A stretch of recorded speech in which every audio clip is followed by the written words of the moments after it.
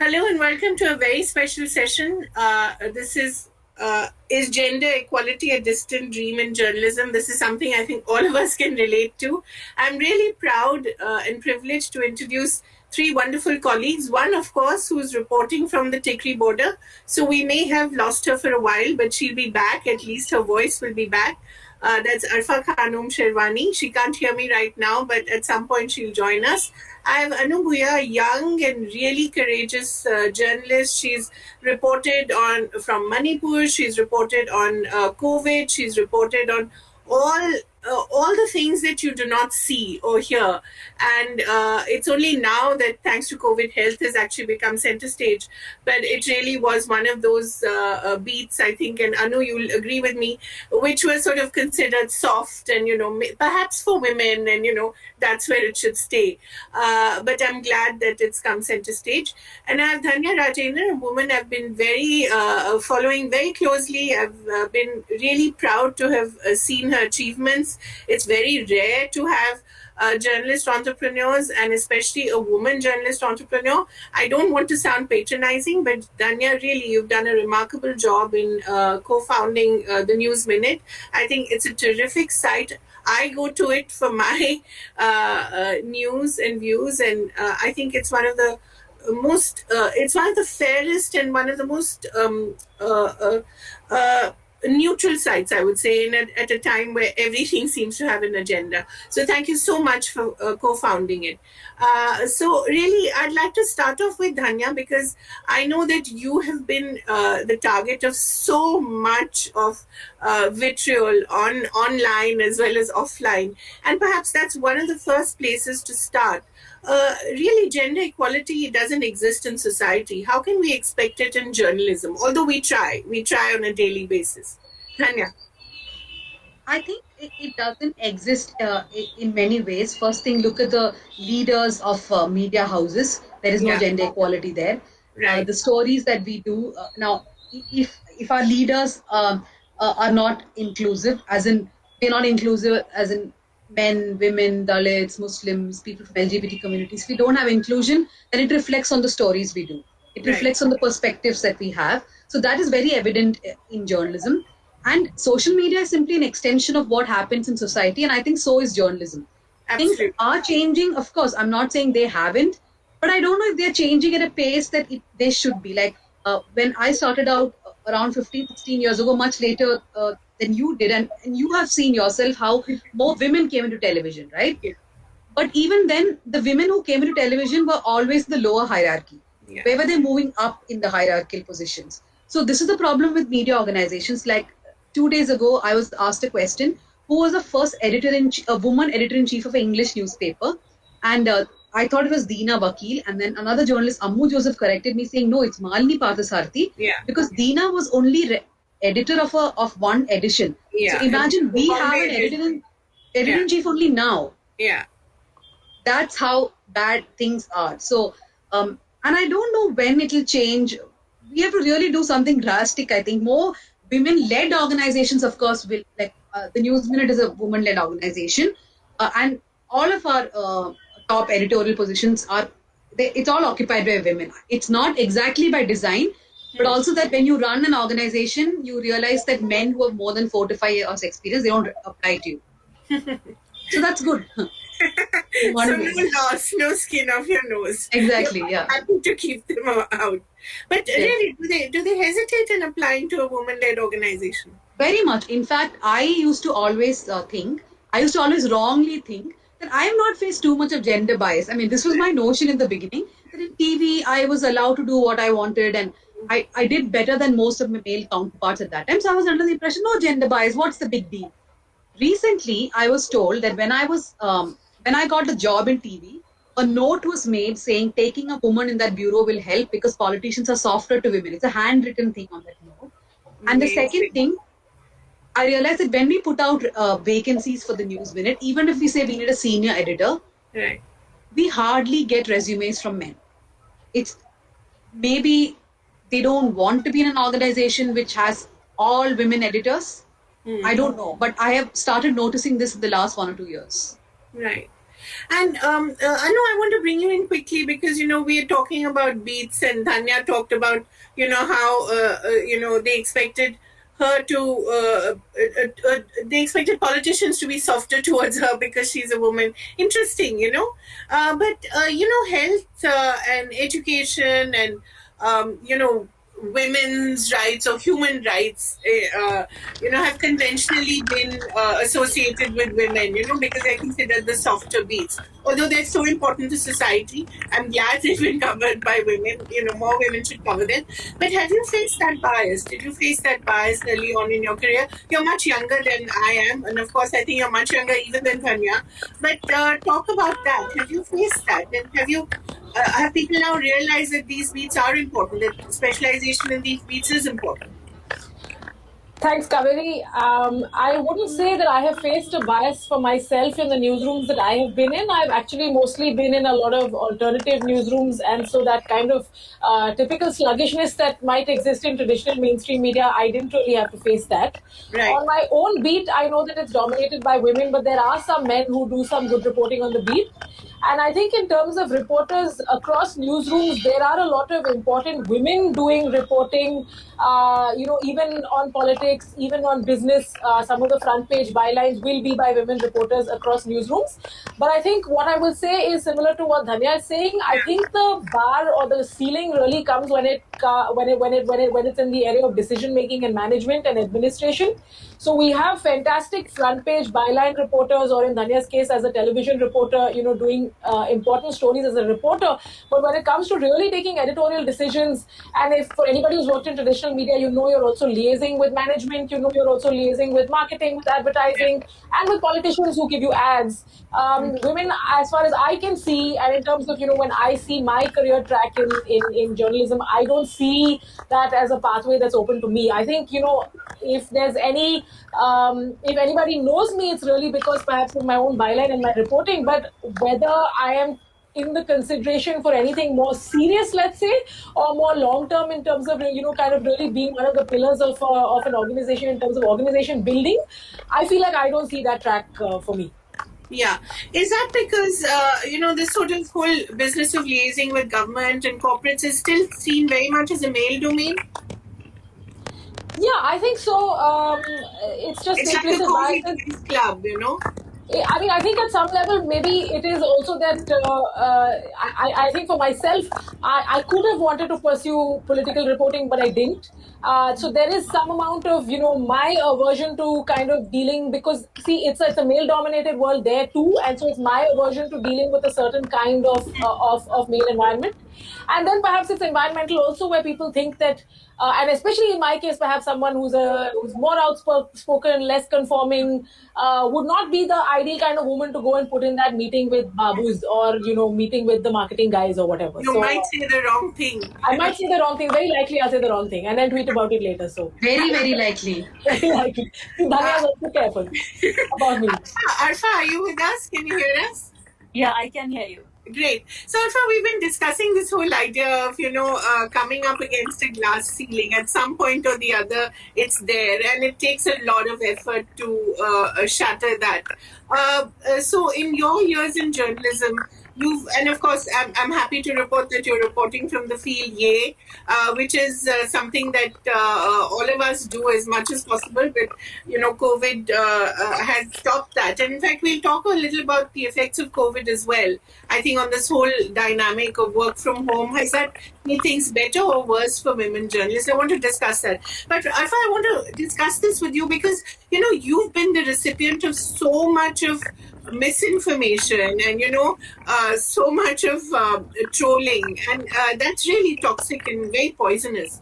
How much of that has affected you? Because at one level, as a journalist, you have to have a thin skin because you have to have empathy. At another level, you have to develop a thick skin as well. So it's a very strange dichotomy. How do you deal with it? Yeah, hi, thank you. So first of all, as you said, I'm coming back from Tikri border, and there was this International Women's Day, which is being celebrated. And trust me, there were thousands of women, at least a few dozen of them I spoke with. And they all were like, this is their first ever Women's Day. Right. And trust me, the language that they were using, Kaveree, I must tell you this, they were like, पहले हमने समाज की गुलामी की, फिर हमने kitchen की गुलामी की, रसोई की गुलामी की, अब हम सरकार की गुलामी नहीं करेंगे. Wow. So, this kind of a language, it was like beyond me to even understand it, saying that we will not be slaves. We've been slave of the kitchen and we've been slaves of the society. And also men. They said also men. He said the government should be the last one to now enslave us. So the kind of language, a whole new definition of feminism and the way, International Women's Day is being celebrated. And there is this woman who's telling me, she said, now I'm thinking I'm part of this whole international community that is celebrating International Women's Day. So she says, I may be from this small town from Punjab, but I feel I am part of this whole global movement. Yeah. So this was so heartwarming. I thought I must share all of this with you before I can share my own experiences. Yeah, but Arfa, I want to quickly, Arfa, I just wanted to... I have worked, I would say, in progressive newsrooms, but Hindi TV newsrooms. Which means women more or less were more decorative there. Like you see a lot of women, but at the same time, they're more decorative. They are not in decision making. Yeah. Some newsrooms were different from other, but even in the mixed newsrooms, like I'll give you an example. Yeah. That within the same newsroom, the English journalists were treated differently than the Hindi ones. Of course. So Hindi would be more feudal, more anti-women than English ones. English journalists and women journalists could assert themselves much more than the Hindi ones. Right. So a cultural difference within one newsroom. This is what I would say I experienced. Arfa, while you talk about the Tikri border, it's also interesting that in our minds, the farmer is always seen as a masculine entity, But the fact is that women are farmers as well. In fact, over 50% of the farmers in India are women. So that definition has also changed. The migrants' definition has also changed. These were all constructs that we saw as male, masculine. Has that also made a difference to the way we look at women now as a society? Certainly. I asked them, I said, do you see yourself as like kind of a caretaker, like helper of the real farmers that women are helping them out? Like, in the movies you see women in the supporting roles and the lead role is always kind of occupied by men. All the while getting lunch or something, never actually farming. So they did not accept this role. Like I would say some of them still said that we are here to help out our men in the family. But the larger voice, the more dominant voice, I would say, was of women who said कि हम पानी देते हैं खेतों में, हम खुद खेती करते हैं, हम खुद किसान हैं, मेरे नाम पे भी जमीन है. So things like that. They were not that all the women had land in their name. They were not owners. They were landless. But at the same time, I think increasingly they are also making themselves aware of this whole discourse around women not limiting themselves to the caretaker and helper role. Like they said that I am here for myself. And my husband is taking care of my children at home, back home there in the village. Well done. That's so good to hear. Dhanya, very interestingly, Arfa talked about this cultural difference, the Hindi newsrooms being a lot more feudal. Have you faced a cultural difference with newsrooms in the South? Do you feel that they're more feudal, they're more sort of anti-women than they are elsewhere? I have not worked in newsrooms in the South except once. Right. I worked at the Malayalam channel and I thought it was such a sexist experience. It was my first job and I'm not joking. I actually got into so you can imagine I had very less salary, my first job. I got into an unreserved compartment in a train and escaped from Delhi. I switched off my phone for a week. I was so... after that I worked with Arnab Goswami for 8 years because that experience seemed much better to me. We'll talk a little about that experience. How was it? The thing is, I think here, TV channels, I don't know of any women editors. Yeah. Even in reporting, I think it's very few. Yeah. Of course, Malayalam Tamil has quite a bit of reporters, but I don't think they're editors. They do their own shows. Like Arfa said, many of them are very powerful presence, have good presence on television. They're not the bosses of their channels. Yeah. And they're working when it comes to sexual harassment, when it comes to internal committee. I think many of these channels are sexist, or many of these newspapers are better, I think. I don't know about Tamil Malayalam newspapers. I know only about the channels, but the internal workings are questionable. Things have changed in the last 2 or 3 years, but they still have a room for improvement. And as far as promoting women into bigger roles in editorial is concerned, I think these channels have to do quite a bit. Yeah. So, what are the things that prevent women from getting to the top? Traditionally, we hear that women get married and have children, and therefore they sort of automatically secede from the serious workforce. That's the argument that's given. In fact, even now, I know a lot of editors, a lot of male editors who will ask women of a certain age, when are you getting married, when are you planning to have children, which I would never ever imagine anyone asking a man, and how does it really affect you, even if you want to have children at whatever point. But do you feel that these are do you feel that this is a glass ceiling that actually exists, or is it something that is just a construct in our minds and we have to overcome it? A lot of times, like the Sheryl Sandberg thing, lean in and everything will work out. It doesn't work like that. No, it doesn't work like that at all.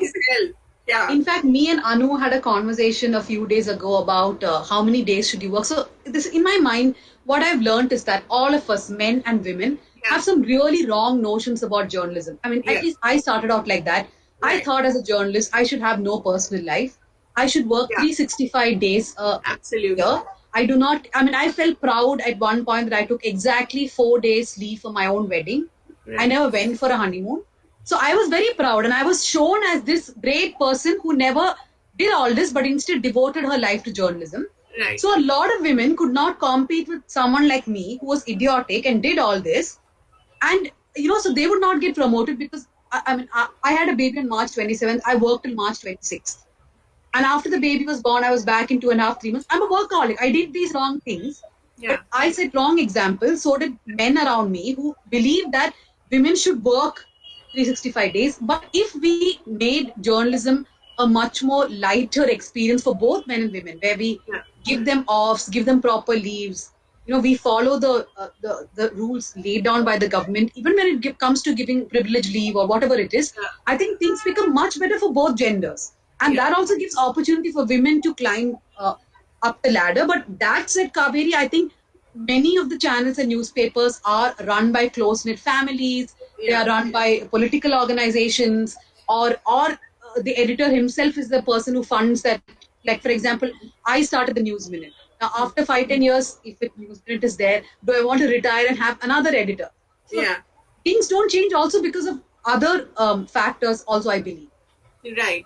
And in fact, this is a very interesting thing. Anu, I want to bring this up to you as well. That a lot of the women, especially of my generation, I have to accept that, Dhanya, that, we try to overcompensate. We thought exactly. that we That's have the word. we have to do what what that Ginger Rogers saying, that you can do everything, better backwards, So you had to prove to men, so that they would not judge you, that you could actually be as good or perhaps even better than them. So was that, when, did you see that generation of women, and did you see that this is not the way I want to be in my profession and personal life? Was that something that you were quite aware of?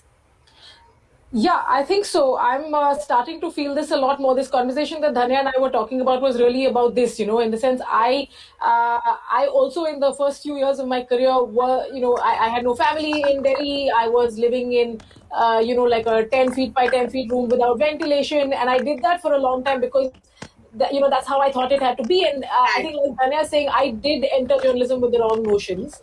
Now, and especially as a Delhi journalist, I realized the kind of steeping that people have in terms of their families, either their parents, or rather, more specifically, their father is someone important in government or in the police. They own property in Delhi. And so when you come from outside of Delhi without family property connections, influence over here, you do tend to work really crazily because you're trying to overcompensate, or rather just compensate for all of those lacks and deficiencies, not necessarily overcompensate. And now I'm very happy, to be honest, to say that I am starting to feel like maybe this is not going to work out for me, even financially, because like you were saying, for a lot of women, if they're looking at marriage, kids, does journalism not afford them the space to be professionals? In my case, I'm not looking at marriage and kids, and that also is a problem, because then I'm worried whether journalism can do enough for me to function with a single income. And more so if I'm a woman journalist and I'm not going to be getting into management and editorial positions, then can I function as a young person on a single income journalism stream? So those are my concerns with the profession as well. Yeah. Absolutely. Arfa, we've been talking about this whole idea that, you have a glass ceiling sooner or later, and it could come in the middle of your career, it could come later. But are those things that are just sort of constructed in our minds? Are they psychological constructs, or do they actually exist? Because as Dhanya was saying, sometimes when you begin in your profession, you want to really, work 24/7, and, you're held up as an example. But it may not always be possible to have that kind of life later in life as well. But that should not exclude you from, positions and from promotions when they come up. It doesn't exclude the men. Why should it exclude the women? So have you faced that kind of discrimination as well? And, what do you think about actually getting to the top of editorial positions? Well, I would say yes. And unfortunately, in very progressive newsrooms, so called the best India can have.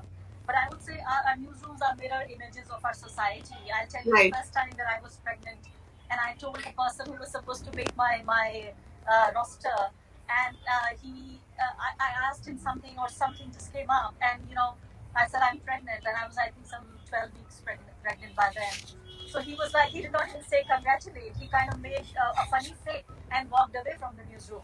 So he wanted to say what was the need of it, like why would you do something like this? I had the same experience.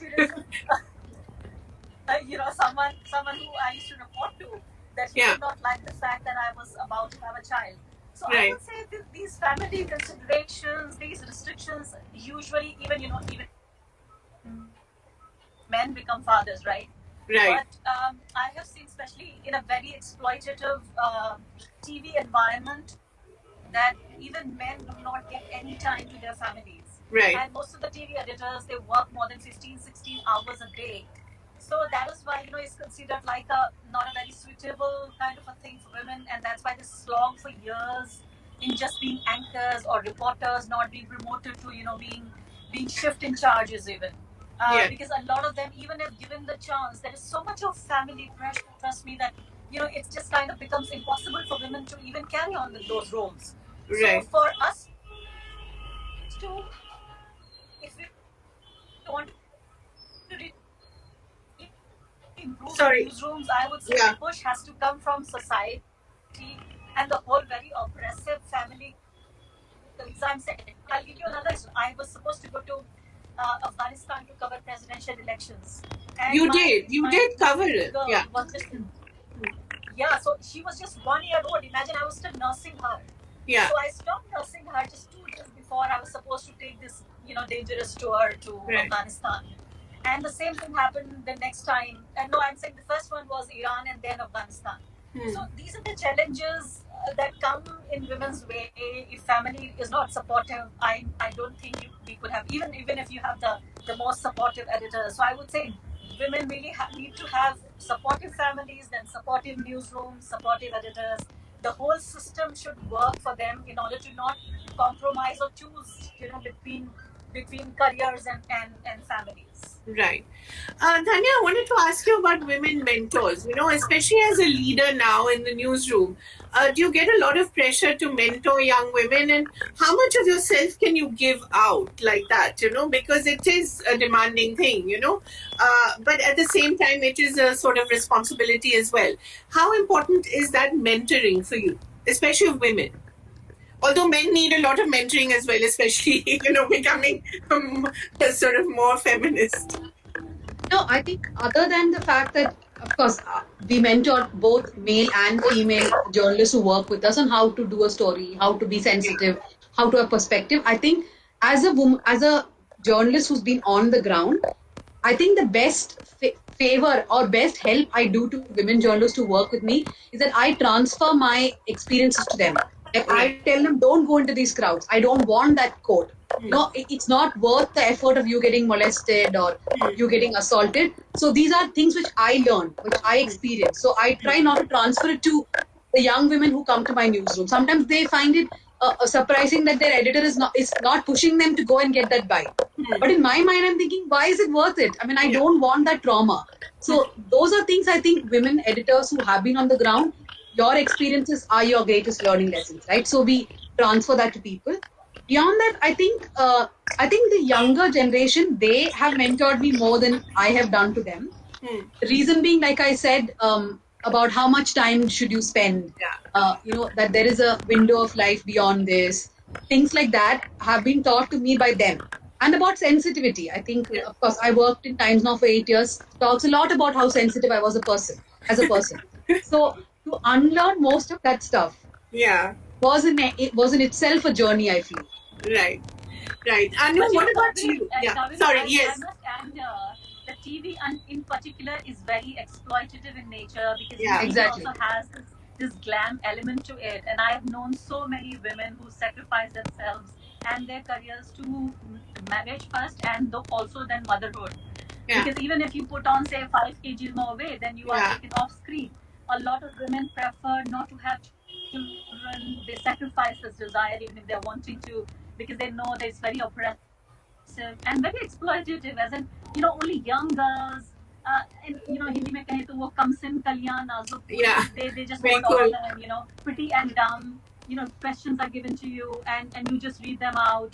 So you may be going up in the ladder professional, but I think you don't really get to learn much, and also a lot of your time and energy just goes into maintaining yourself and looking 25 at the age of 40 because the market demands. So people start commenting in a very sexist and ageist way. Budi ho gayi, retire ho jao, surki kyun lagayi, and all that. And not just even newsroom, I would say, even your viewers. They also expect you to just look 25 all the time. So when did your wake up call happen, Arfa? Was there a moment when you said, "My God, I'm not going to take this nonsense anymore"? Was there a time when you did, and then there was a time when you said, "No way, this is it"? You're asking me? Yes, Arfa.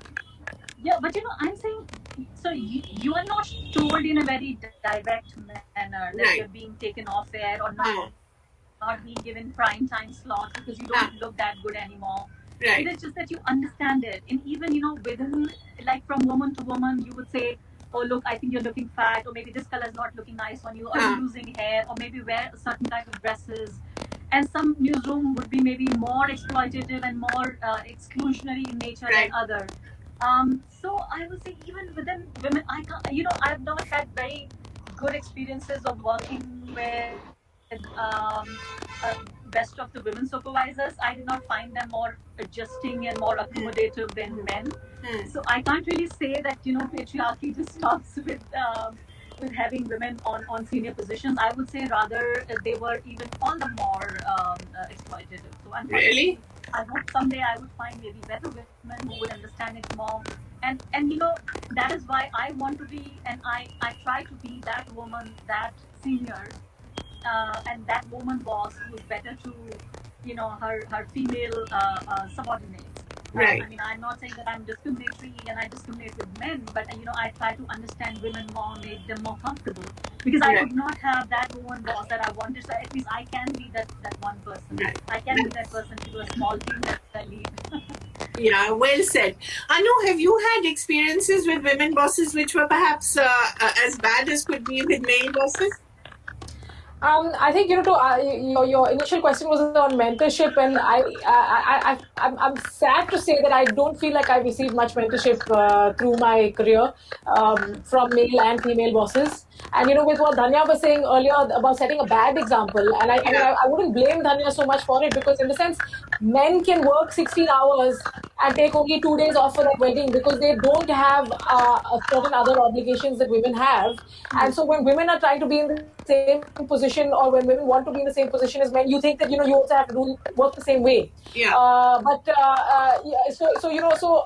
I think with women bosses, like Arfa is saying, that tends to be the situation, because either that's the only model that the few women who are in managing positions have seen, or even if that's not what they want to do, they feel like that's the only way they'll be taken seriously, because if they act in any other more, let's say, feminist way, it would mean that they will be taken less seriously, which they have anyway struggled against to reach at the top. So I wouldn't say that my experience has been great at all in terms of mentorship or a more feminist news space. I think Dhanya's newsroom is an exception. But apart from that, I don't have. I mean, even from my peers and colleagues, I've rarely heard of someone speaking with a lot of gratitude about their seniors and saying that they've received mentorship. Anoo, how hard is it for you to pitch a story, say when you're at a table which is primarily of male editors? How hard is it to make yourself heard? A typical newsroom has more men than it has women, and women sometimes feel challenged in, voicing their opinion. It could be about anything, not even pitching a story, maybe just voicing an opinion about something else. How hard has it been for you to make yourself heard? I think in my current newsroom and the previous newsroom, it was quite fine. I was at the Wire before this, where Arfa is, and now I'm at India's Pen, so it was quite fine over there. I think before that, when I was much younger, in one of my first jobs, it was very difficult. My first boss was a woman boss, wasn't a great experience at all.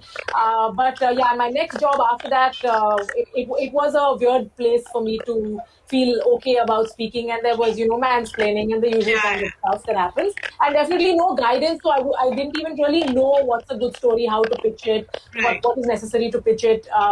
Just really learned along the way by myself. Yeah, and I think the more independent journalists we have, the worse it'll get, because you really will be out there on your own, and unless someone has guided you, you won't know how to go about things. There's a particular way of going about things. Dhanya, when did your wake-up call happen? Because as you said, you were at Times Now, which was perhaps not the most progressive of organizations. So when did it occur to you that, hey, I'm doing something that's not quite right? So I was a deep slumber. I could say in a coma. Like, even if people woke me up, I would go back to sleep. It's like being in an abusive relationship. When you keep going back to the abuse. No, but I had good times also at times now. Like, it gave me a space which nobody would have given me at that point of time. But the thing is, for me, the reason why I left was not because of sexism or anything. The channel gave me a wonderful platform. Everything I reported was going. But I still felt at the end of the day, I had to compete a lot with my colleagues from Delhi or Bombay. Even if like a tree falls in Bombay, it was news. If a real person dies in Chennai, it wasn't news. Right. So I'm not that a tree falling is not news, but I'm just saying. So it became very difficult. I felt like I was a marketing agent half the time, pushing stories, which is the reason why I left television. And television itself, I think, stagnated in India around 10 years ago. Yeah. We do lives through the day, and then we have talking heads in the night. We have not gone beyond this system in television because it's the cheapest model to follow. Now, about what Arfa said, I want to quickly add a point. Now, I myself don't believe that having a woman editor or having women bosses is the solution to every problem. But if inclusivity is not our first goal, which is not just having women, right? It should be like, I'm an upper class woman. That's still not enough. Exactly. So inclusivity has to be our main aim. And if we do not achieve that, then everything else becomes a deterrent factor. We can keep on saying that, but women bosses may not be that good. But we have not reached the level where we have inclusivity. Then how do we make that point?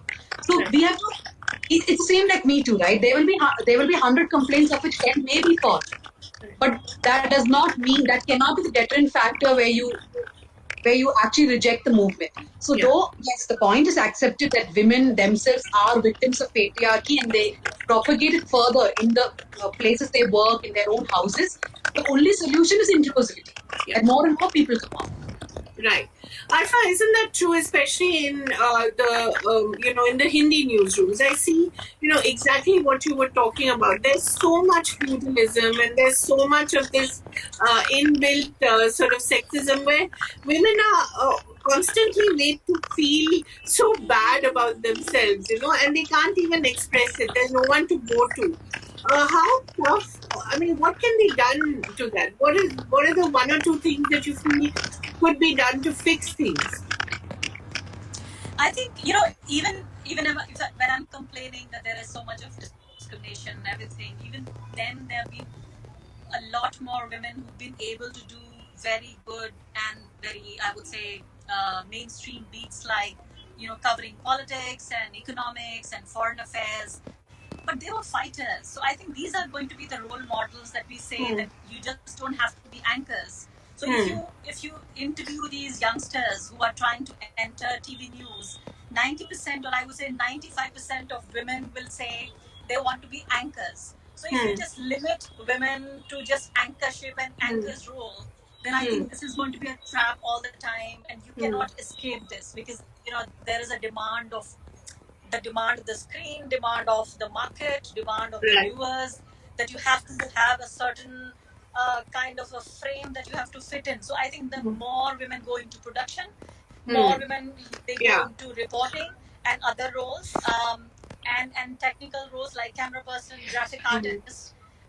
Then I think slowly the pressure is going to ease on women. But the more and more women just wanting to become anchors, this is going to stereotype them, going to put them in a very pressurized position. So I would say, expanding women's role in within the newsroom beyond anchoring and anchor's role. Right. Anu, what do you feel? Because Arfa, I wanted to draw your, just to go back to Arfa for a minute. I wanted to draw your attention to the fact that we had a Mrinal Pandey many, many years ago before, we even knew what feminism was. He was the editor of a Hindi newspaper. We still don't have someone like that in a Hindi newspaper anymore, although we have many more Hindi newspapers. Why is that, Arfa? Well, again, I would say the Hindi belt is much more feudal than I would say the non-Hindi one. Yeah. I don't know. I mean, there were very few women that I can actually count them on my tips who could rise up to the level of editors. So you would have women working in the newsroom for 20 years, but still remaining just anchors. And in fact, not to forget that the TV industry is also very new. So the private TV industry, it more or less kind of started to expand itself in about 2003-4. Right. So it's like not even, it's a 15-16 years. So it's a very young child. So I think we have to also see where these people come from, where the men come from. They also never have seen, the male editors never have seen the women in their families going beyond the traditional roles. So but this is exactly what they expect women to do when they are in the newsroom, when they see them in the newsroom. Right. So they want to treat them, of course. Even I'm saying newsrooms like NDTV, if I were to name it, there was a sea of difference between the way NDTV English used to run and NDTV Hindi would run. Same promoters, same owners, but different editors. The middle rank used to be very different. So I would say, again, I would go back to society, that unless we bring the real change in the society, our newsrooms are not going to change for better. We can try superficially to do things, but I would say it goes back to, like, even in The Wire, there was one person who was from Western UP. And trust me, he wouldn't agree to to follow the instructions that I wanted to give him. Like, if I would assign him a story, he would simply not do it. And he thought he could do it. Because he thought, first of all, I was a woman, and not so. So I would say older women will have more respect. Maybe with gray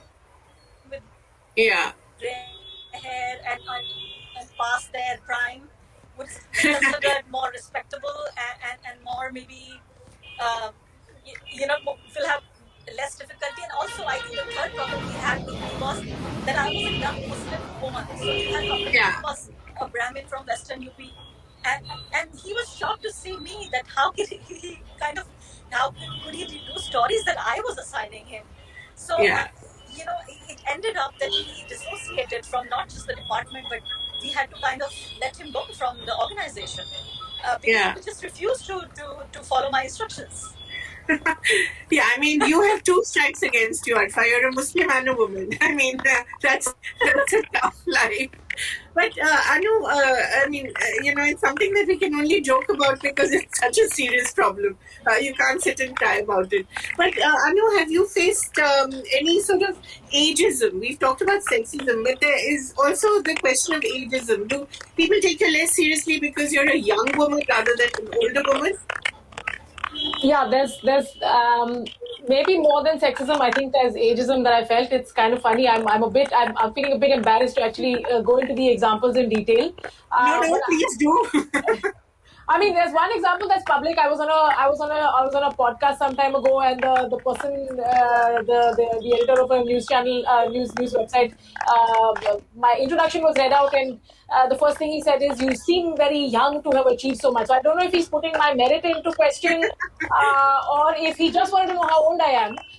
But I mean, I've had other instances where people, either they think I'm too young. So I mean, there's some sort of conflict in terms of understanding how I could have done this much in my age. Somehow my age and my work is not matching up to what they expect.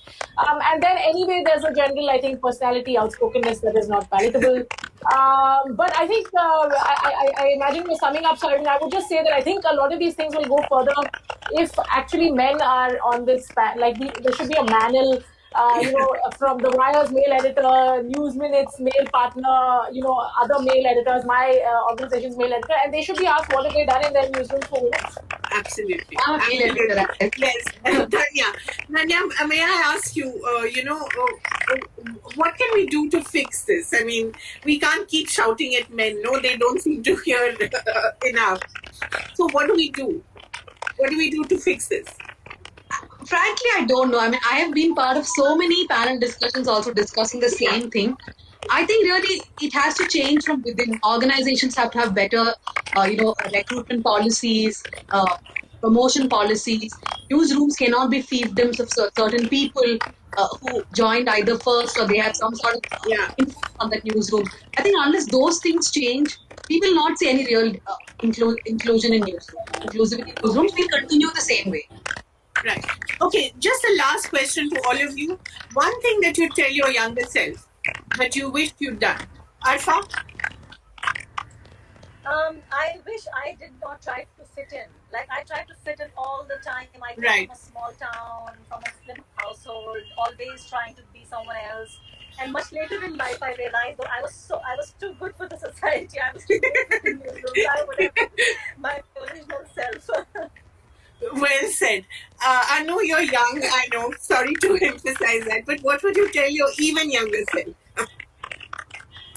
I'd say don't get into, this is perpetuating the problem in a sense, but if you don't have a lot of support, which is basically privilege, getting into journalism is a risky thing. If you're a woman, there are more stable and secure ways perhaps to make money or make it through. And money is important. So, not at all that we have a situation where journalism is full of people with privilege, because it already is. But in some ways, if you're in a precarious situation, then journalism is a fairly insecure place for a woman to make it. Yeah. Dhanya, you last. Yeah, first thing, like Arfa said, I tried too hard to fit in. I mean, I have very supportive family, so it was fine. But if you don't have a supportive family like me, you will really suffer. The second thing is, I feel like I was a frog in the well most of the time. I would only be interested in what's happening in my well and not read up about things outside and educate myself, read more books. I wish I had done more of that when I was younger. My world vision would have been much more developed. Great. Thank you so much, all of you. And I do wish that we have a much more egalitarian newsroom going forward. Maybe our graying hair will help. Thank you so much, all of you. Arfa Khanum, Anoo, and Dhanya Rajendran. Thank you very much. Thank you. Thank you.